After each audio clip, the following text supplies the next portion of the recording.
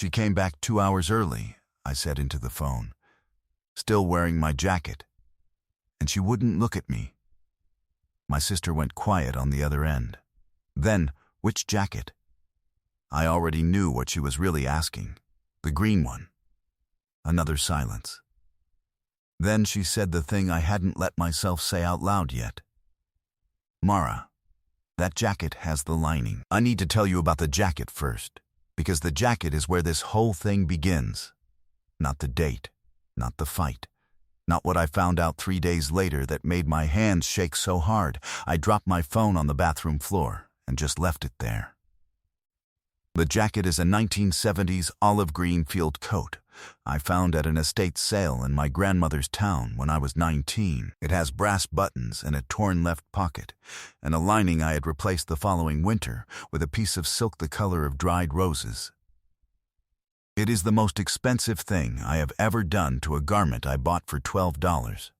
And I did it because the coat already felt like it held some other woman's whole life in its seams, and I wanted to give it something new to hold. I have worn that coat to every first date I have ever been on.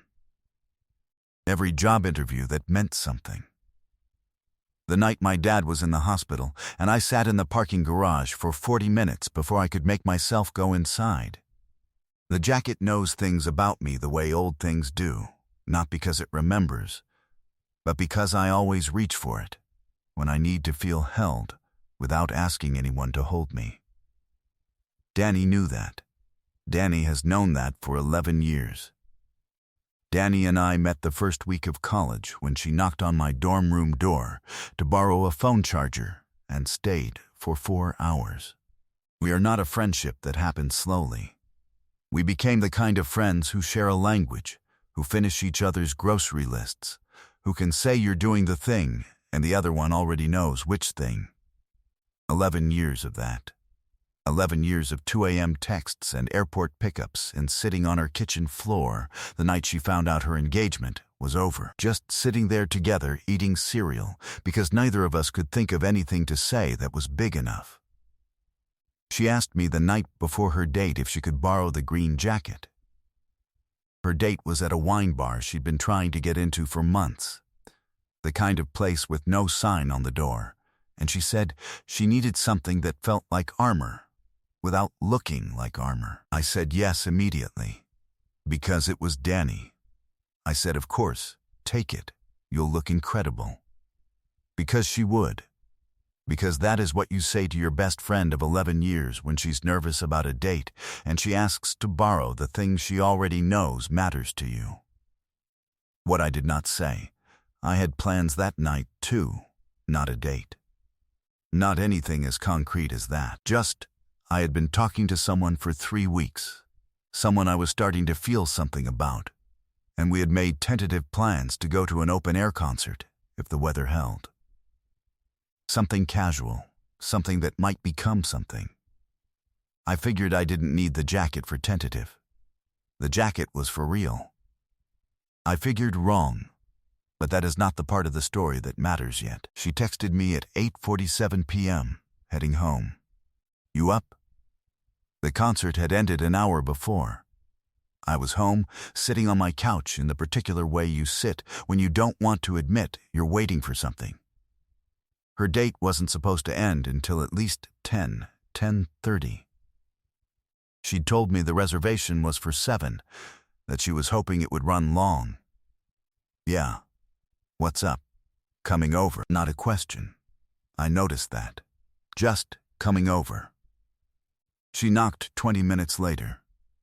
I opened the door and she was still wearing the jacket, which I registered but didn't understand yet, and her eyes were slightly red in the way that happens when you have been either laughing very hard or crying very quietly, and you have had just enough time to compose yourself, but not quite enough. She came in and sat on the couch in the exact spot where I had been sitting, and I sat beside her, and neither of us said anything for a moment. Bad date? I said finally. She shook her head.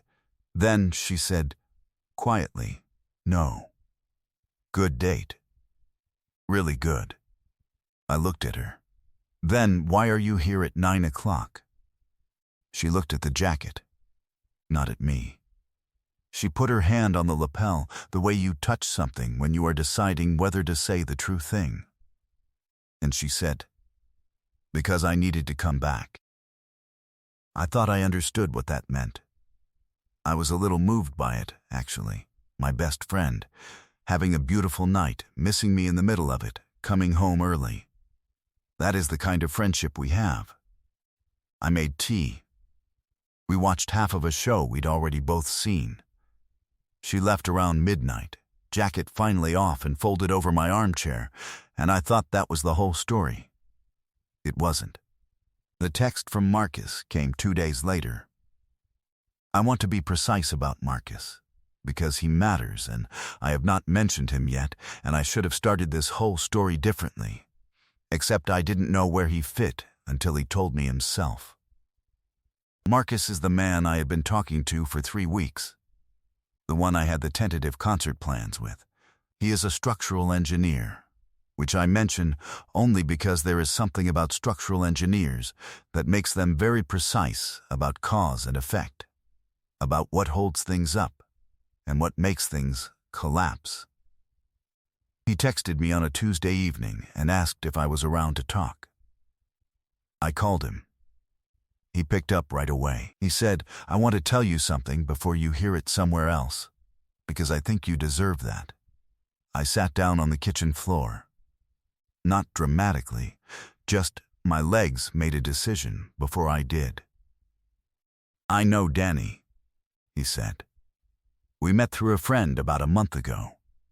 We've been texting. Last Friday was our first actual date. The floor was cold through my jeans. I pressed my hand flat against the tile. She didn't know about you," he said.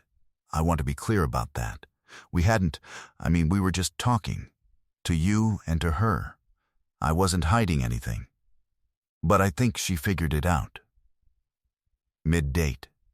Something she saw on my phone. I had a notification. She saw your name. She asked me how I knew you. I said, "What did you say?" I told her the truth, that we'd been talking, that I liked you, that I was going to see where it went. I thought about her hand on the jacket lapel. I needed to come back. "She ended the date early," he said. "She seemed, I don't know. She seemed like she'd made a decision." Here is what I did not do. I did not call Danny immediately. I did not text her the screenshot or the fire emoji or the long paragraph I wrote in my notes app at midnight and then deleted. I did not tell anyone, not even my sister. Not yet. I sat with it for 24 hours, which is the hardest thing I have ever made myself do, and I thought about 11 years. 11 years is long enough to know a person's silences, as well as you know their words. It is long enough to remember that Danny once drove 4 hours to be with me when my dog died, and that she once also, in college, kissed a guy I had told her I liked, and when I was hurt she said, "You never actually told him." Like the telling was the thing that made it real. I had never actually told Marcus anything. We were tentative. But Danny knew. She knew the way only a best friend can know. From the particular way I had started saying his name, from the screenshot I'd sent her of something funny he'd written, from the way I'd said maybe nothing, probably nothing, but maybe, and she had said, "Tell me everything." She knew, and she went on the date anyway, and she came home wearing my jacket. I called her the following evening. She picked up on the second ring, which meant she had been waiting. "I talked to Marcus," I said. A long silence. Then, "I know. He told you he was going to tell me?" "He told me you deserve to know," she said. Before I did. I absorbed that. There was something almost unbearable about the care in it. Marcus telling her he was calling me. Danny waiting for 2 days, knowing the call was coming. "Why didn't you tell me?" I said.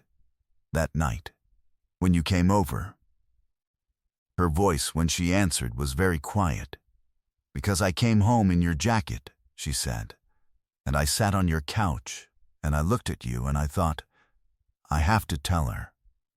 And then I just couldn't. Why not? Because, she said, and I could hear her choosing the words carefully, the way she only does when she's afraid of saying the wrong one, because I think I have been doing this my whole life. Going after things before I've checked if someone I love already wanted them. And I always tell myself it doesn't count if I didn't know. And this time, I knew. The line went quiet. I said, "And the jacket?" She made a sound that was almost a laugh. "The jacket," she said. I kept thinking, this is the coat she wears when things are real. And I was wearing it.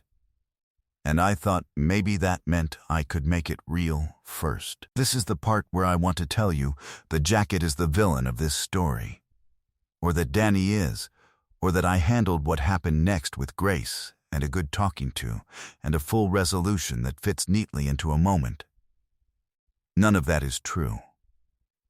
What is true is that there is a version of Danny I have known for 11 years who would drive 4 hours for me, and a version I am only now understanding who sometimes runs toward what she wants before she's looked to see who's already standing there. What is true is that Marcus and I are still talking, tentatively, with the full weight of all of this sitting between us, which is both too much and somehow right. Because if something is going to survive that weight, it was real to begin with. And if it isn't, at least we know. What is true is that Donnie and I had a second conversation, and a third, and the third one was the one where I said the full thing. All of it, the jacket and the knowing and the silence, when she could have told me. And she said, "You're right," without flinching. Which is the hardest thing a person can do when they have been hoping you won't make them say it out loud. We are not where we were. I don't know where we are going. The jacket is hanging in my closet. I wore it last week to something small. Something ordinary. Something that didn't require armor. I wore it because it's mine, and I love it. And because I am done reserving it for moments that are real enough to deserve it. Every moment I show up in is already that. There is someone in your life who knows exactly what matters to you. And sometimes that knowledge makes them reach for it in ways they haven't examined. I think most of us have been both people in that story. But here is the question I can't stop thinking about. Have you ever stayed silent about something you should have said, and then watched someone else say it first, and wished it had been you? Tell me in the comments. I have a feeling you have a story. And if you want to be here for the next one, subscribe. I'll be back.